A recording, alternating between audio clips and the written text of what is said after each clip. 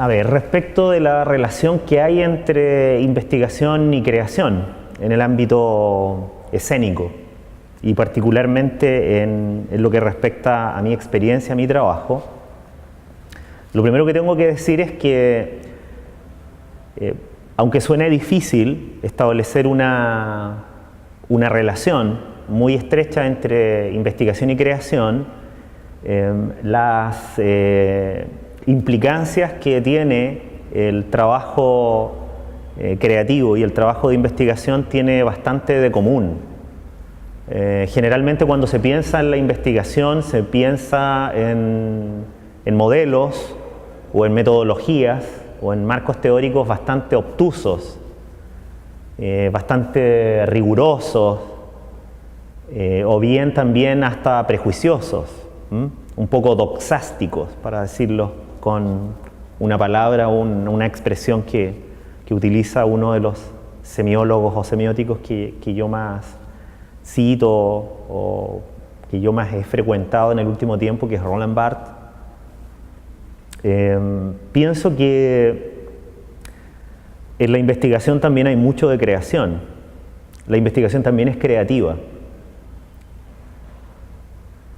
Y por otro lado, toda persona que se vincula a un proceso creativo generalmente investiga.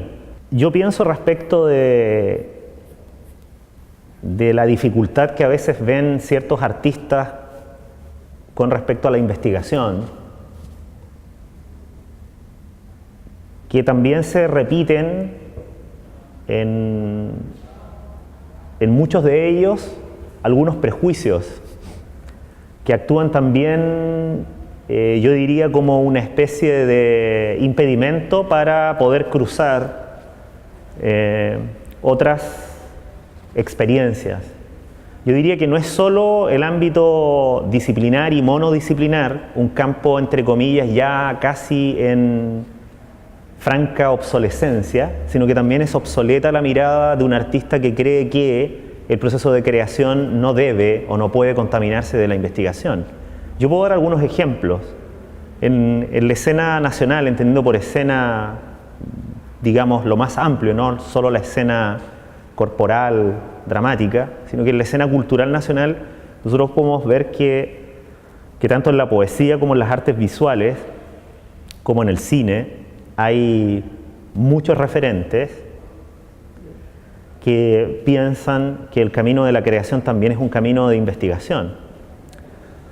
Hay personas que escriben o que han escrito una poesía muy significativa dentro del espacio poético nacional. Estoy pensando en Enrique Lin, estoy pensando también en Tomás Harris, pero también puedo pensar en Teresa Calderón, en Carmen Berenguer, por citar algunos, que son personas que construyeron un discurso poético, pero que al mismo tiempo también investigaron no solo sobre el lenguaje o las posibilidades del lenguaje poético, sino que también entre las relaciones que había entre poesía y ciudad, o por ejemplo entre poesía, exilio, autoexilio, etc. Y en las artes visuales yo creo que es imposible pensar que, por ejemplo, un Jorge Tacla o un Dávila en Chile no investigan. Es decir, hay que modificar el lugar con el cual nosotros pensamos la investigación como un espacio excluyente, rígido y que no permite el cruce o el tránsito de fronteras. El trabajo de investigación en la labor creativa es un trabajo de pesquisa muy similar al que desarrolla un científico en el ámbito de las ciencias sociales, humanas o de las ciencias denominadas duras. ¿Por qué es muy similar? Porque siempre un artista parte de una idea y esa idea siempre lo vincula casi directamente con un problema o con un conjunto de problemas. Los problemas son preguntas en investigación. Lo que yo estoy haciendo ahora es definir un poco el campo que la metodología define como la fase propedéutica, la fase de búsqueda. Pero lo estoy haciendo para decir que, en rigor, no solo un investigador busca un tema o tiene interés por un determinado tema que lo conduce inmediatamente, ¿cierto?, a generar ciertas preguntas sobre esa materialidad, sobre ese campo discursivo. Un creador igual. un creador que está pensando, por ejemplo, en las posibilidades de narrar o escribir la noche, o representar el lugar de la memoria pictóricamente, o a nivel de una instalación o una intervención urbana, también investiga. Quiero citar, por ejemplo, a una amiga y colega que el año pasado realizó un trabajo muy interesante.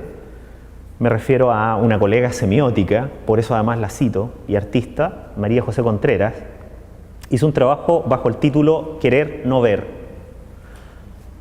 Ese trabajo, realizado, cierto, a propósito de la conmemoración de los 40 años del golpe, puede explicar de muy buena forma la relación que hay entre investigación y creación. La creación equivale en términos de artificio o de resultado a lo que para un investigador es o implica el trabajo de escritura.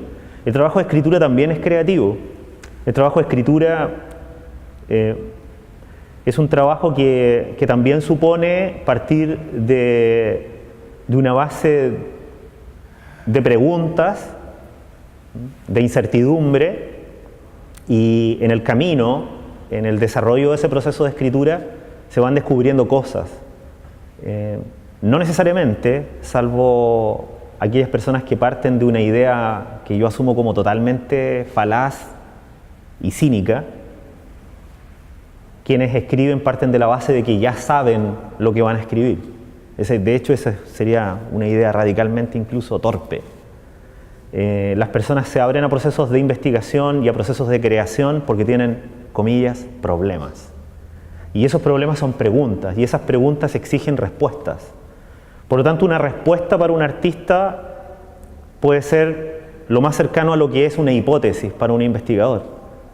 La hipótesis es una respuesta a una pregunta, y el que alguien piense que una mancha determinada, que una veladura sobre el soporte material es la pintura, o la superación de la página en blanco, que es como la dificultad a la que se enfrentan muchos escritores, pueden significar lugares relativamente convergentes. Es decir, hay que pensar que la investigación tiene bastante de creación y que la creación nunca abandona del todo la posibilidad de una pesquisa, de una investigación. De hecho, el concepto contemporáneo que se maneja no solo de actor en la escena, sino que de actor social en tanto productor artístico, productor de arte y de cultura, es la concepción de un creador-investigador, creador-investigador, creador-investigadora. Por lo tanto, me parece que esas son doxas, son prejuicios, son expresiones que en rigor no representan lo que muchos de nosotros hacemos. A mí lo que me interesa es tensionar este lugar, que por un lado muchas personas, comillas, denominadas o adscritas a un régimen contemporáneo, al régimen de la contemporaneidad, asumen como totalmente obsoletas, superadas, algunas propuestas o algunas teorías que representan, digamos, un lugar moderno o un lugar clásico, y lo que hacen con eso generalmente es construir caricatura respecto de alguien. Quiero citar un ejemplo. Alguien puede hacer una investigación contemporánea sobre el tríptico de las Delicias del Bosco, y alguien muy joven o muy, comillas, contemporáneo puede hacer una investigación muy anticuada respecto del último poema escrito por Pablo Paredes. Yo creo que lo que distingue el hecho de el estado actual del arte respecto de la creación y de la investigación en el universo académico es que nosotros venimos desde ya los 60, 70 hablando de interdisciplinariedad. Pero esa es una palabra, a mí me gusta decir también que es una etiqueta que a veces convoca muchas expresiones, y al convocar muchas expresiones o sentidos genera una suerte de vacío receptivo o interpretativo. Los lingüistas hablan de palabras saco. Voy a dar un ejemplo. Una palabra saco es posmodernidad, o una palabra saco es transdisciplinariedad. ¿Por qué es una palabra saco? Porque voy a ser muy visual en la metáfora.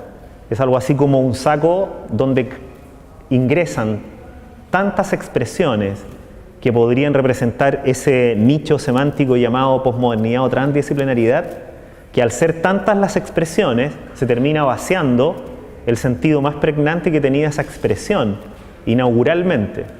El cruce transdisciplinar alguien lo puede ver como la representación de una cosa muy parecida a lo que hacían los humanistas en muchos siglos atrás, como también lo puede ver como una expresión muy propia del campo de investigación aristotélico.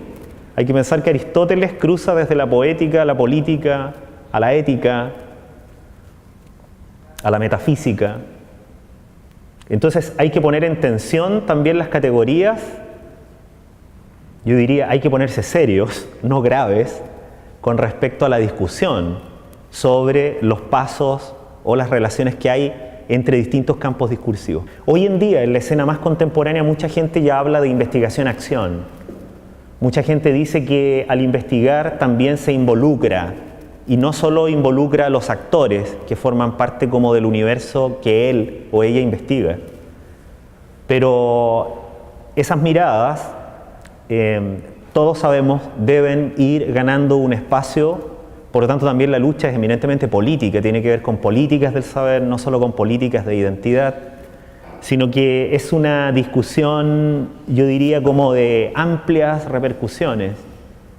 Por lo tanto, lo que me parece es que alguien también, quiero decir esto otro, respecto de la relación que hay entre creación, investigación, los cruces que se pueden establecer entre ambas realidades, es que también para algunas personas puede aparecer como un acto político de repulsa, de rechazo a esta, comillas, policía discursiva, el no caer dentro de los márgenes de esa compartimentalización tan rígida que hace Fondart, Fondesit, que actúan como algo así como centros emisores de lo correcto o de lo normativo.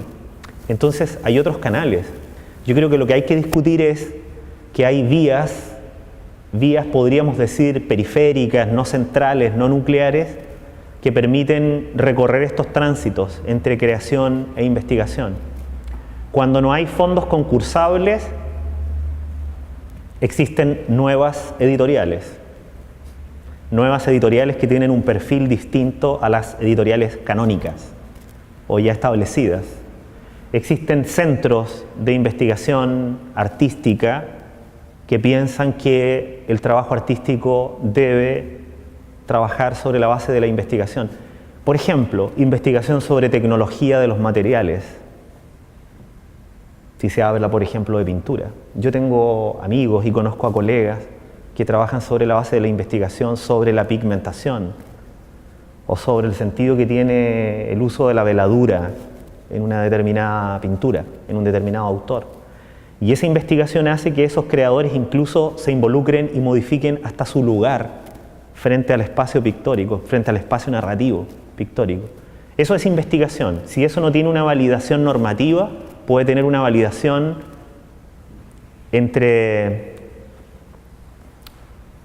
sus comunes, es decir, entre las personas que forman parte de ese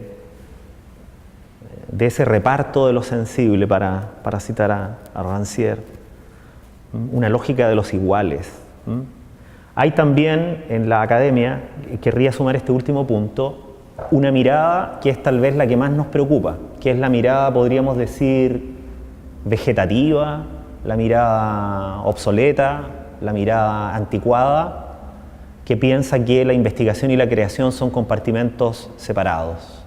Son espacios que no pueden cruzar ni establecer espacios comunes. Y ese es un lugar que yo creo que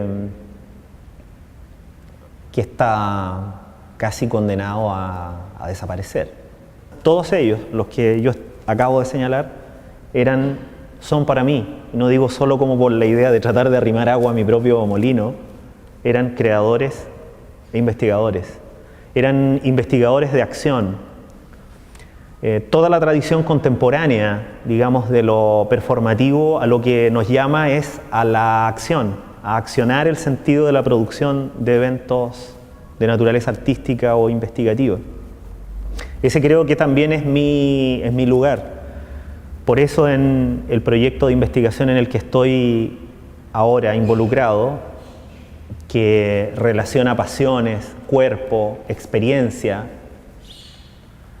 me ha significado a mí también revisar algunos parámetros, algunos trayectos teóricos que me servían de base para pensar aquellos discursos que me servían no solo en términos de la investigación, sino que también de la docencia como ejemplos para explicar que la semiótica en rigor es una teoría de la acción.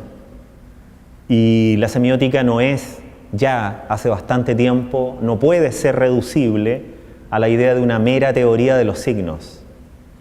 La semiótica es fundamentalmente el lugar que acciona la producción de sentido, y la producción de sentido es algo estésico, supone una presencia de un cuerpo en acción o en movimiento. Lo curioso es que eso está dicho ya en 1894, en un texto maravilloso, muy breve, de Charles Peirce, el semiótico norteamericano, que se llama ¿Qué es un signo? Y lo otro curioso es que en 1896, un francés, Henri Bergson, escribe textos sobre el pensamiento y lo moviente, sobre una relación muy interesante que para mí supone una cuestión más radical, es tal vez lo más radical que voy a decir ahora, que tiene que ver con que se ha modificado el régimen estético de la percepción. Y ese régimen estético de la percepción tiene que ver con que la percepción no es solo mirar. La percepción es eminentemente áptica. Mirar es tocar, pero al mismo tiempo es estésica. Por lo tanto, cuando yo percibo, no solo acciono un tipo de percepción, sino que vinculo percepción con movimiento, con acción. Estas teorías que nosotros vemos hoy como muy contemporáneas es lo que está diciendo Erika Fischer-Lichte en Alemania, es lo que está diciendo André Lepecki en Estados Unidos cuando habla de acotar la danza. Todo esto muy contemporáneo es, comillas, eso es lo radical, muy antiguo. Esto está planteado a nivel de hipótesis teóricas antiguas, en 1894, en 1896. En el eje desde 1894 a 1930 se establecen muchos principios teóricos que hoy en día nosotros estamos visitando.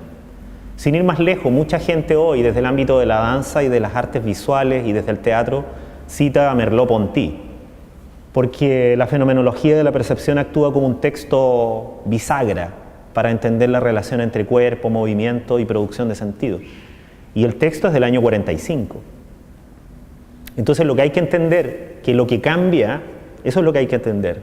Lo que cambia es el punto de vista, la manera con la cual nosotros observamos la relación de producción de sentido en el campo artístico.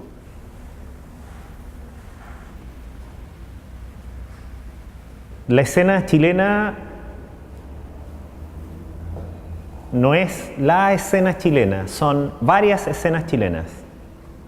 Hay una escena chilena relativamente hegemónica, que es la escena chilena representable o representada mediáticamente. Esa escena, representada mediática o socialmente, es una escena muy pequeña. Es una escena que no necesariamente se replica en otros espacios urbanos importantes en Chile, como Valparaíso, como Concepción o como Antofagasta, por citar 3 ejemplos. Es una escena muy pequeña, lo que supone o significa que es una escena que no tiene un espacio refractario lo suficientemente significativo donde mirarse. El peligro de esa escena tan pequeña es que finalmente termina construyendo una suerte de identidad sobre la base misma de su relato. Y es una base, esto es lo más interesante, es una base de producción que tiene un círculo de consumidores muy acotado. En el ámbito de los estudios escénicos generalmente se suele decir, se suele compartir que el público escénico, teatral, son los propios actores, los estudiantes de actuación, los académicos de actuación y las familias de esas respectivas personas. Todas las estadísticas indican que esta escena contemporánea, teatral, chilena, es una escena visitada, reconocida, vista, presenciada por un público bastante acotado. ¿En qué ha modificado su lugar el consumidor chileno de teatro desde los años 90, cuando predominaba un discurso estético? Pienso, por ejemplo, en el del Teatro La Memoria, de Alfredo Castro, y el de hoy en día, donde se producen obras no solo en teatros, en salas, sino que también en carpas, en la calle, en espacios comunitarios, etc. Hay una cuestión ahí, en esto último que acabo de señalar, que es muy interesante. Cuando digo muy interesante, quiero decir de ser estudiado, que es el hecho de lo que ahora, hoy en día, nosotros nos identifica o nos define como productores de lo escénico en Chile con respecto a lo que fue el país, pensemos, en dictadura o incluso hasta el gobierno de la Unidad Popular, para ver cuáles son las diferencias. Yo tengo una impresión personal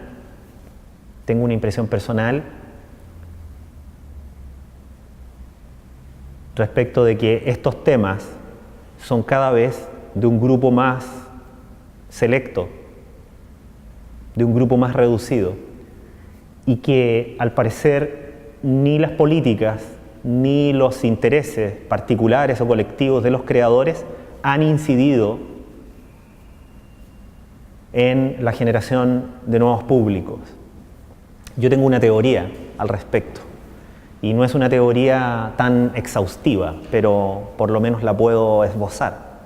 Mi teoría es que creo que hay una especie de brecha o de vacío en los estudios, o bien, ¿cierto?, en los análisis de los estudios sobre audiencia respecto de lo teatral, de lo escénico, que creo que es lo que ha impedido tal vez un mayor desarrollo en el tiempo de esta relación entre obras, entre creaciones o acciones, y por otro lado públicos más sustantivos o más significativos.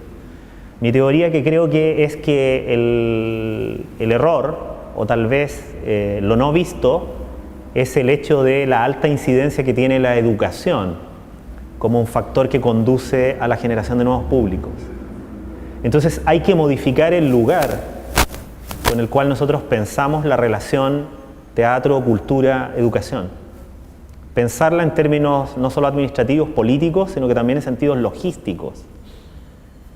Habría que preguntarse qué incidencia tienen, por ejemplo, los festivales regionales o Santiago a 1000 en la generación de nuevo público.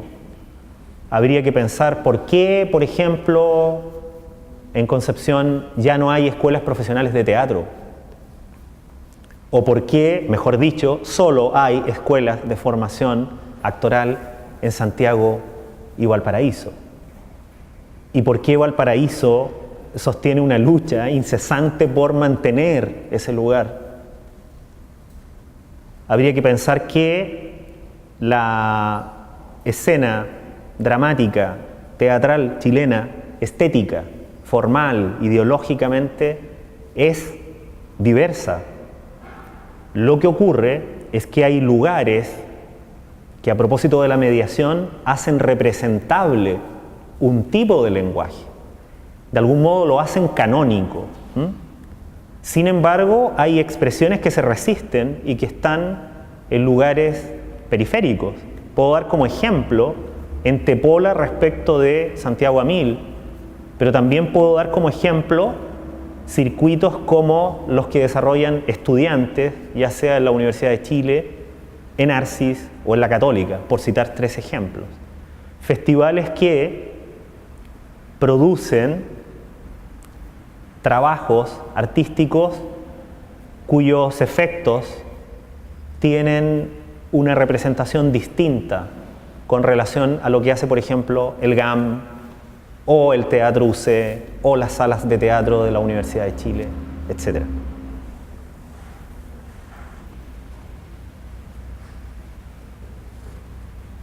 Quiero decir para finalizar esto, que lamentablemente nosotros tenemos una enfermedad en las escuelas de teatro. La enfermedad se llama endogamia. Nosotros somos instituciones endogámicas. En general la universidad es endogámica, pero no hay nada más endogámico que una escuela de teatro.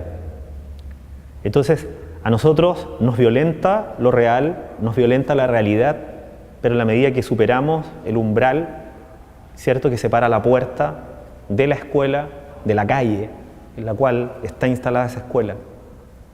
Pero nosotros tampoco hemos hecho un trabajo. Quiero citar que, por ejemplo, toda historia del teatro representa este hecho. Hasta antes del 73, la Universidad de Chile y la Universidad Católica, las escuelas de teatro de ambas universidades, organizaban festivales de teatro campesino y obrero.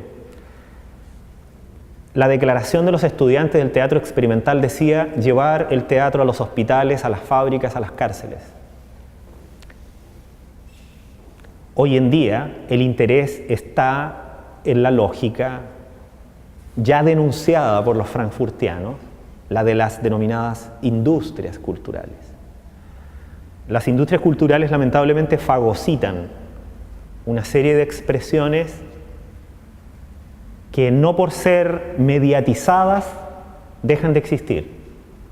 Entonces me parece que la composición del lugar que nosotros deberíamos tener para comprender y tal vez lograr modificar en algo el estado de situación del consumo sobre el arte en Chile pasa por entender no solo las circunstancias históricas, las circunstancias estéticas también que definen el marco de producción escénico, teatral, sino que también propender a vincular aspectos relativos a la educación desde la academia, desde la universidad.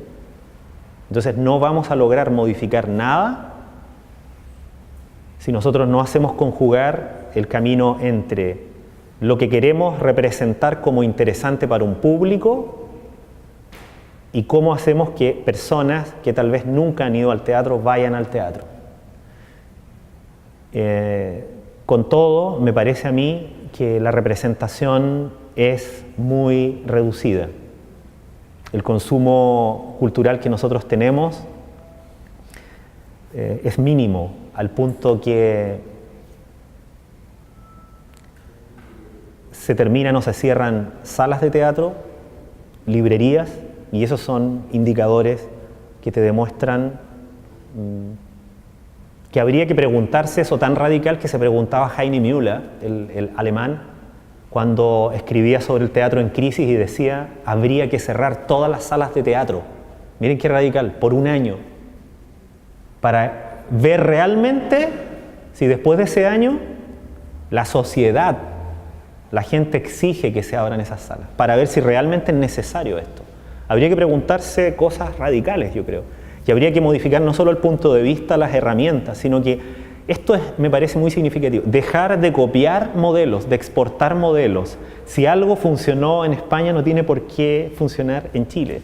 Nosotros somos muy distintos, tenemos una tradición muy distinta, entonces creo yo que habría que desarrollar una relación muy dinámica, muy estrecha entre educación, instituciones culturales, gobierno y ciudadanía.